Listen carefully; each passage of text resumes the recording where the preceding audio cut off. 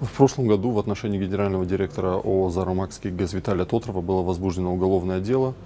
Его возбудили управление Министерства внутренних дел по СКФО по статье «Мошенничество».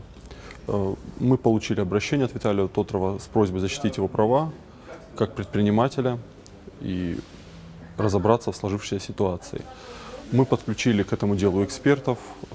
Экспертное сообщество сошлось во мнении, что следственные действия в отношении Тотрова преждевременны и возбужденное уголовное дело не обосновано. Следователи не представили убедительных доказательств.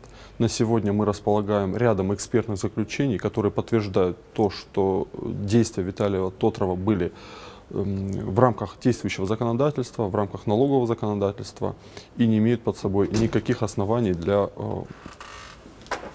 уголовного преследования. Единственное, что было предпринято со стороны следственных органов, это попытка применить по отношению к Тотрову меру пресечения в виде заключения под стражу. Суд не поддержал ходатайство следователя, и Тотров сейчас находится под подпиской о невыезде.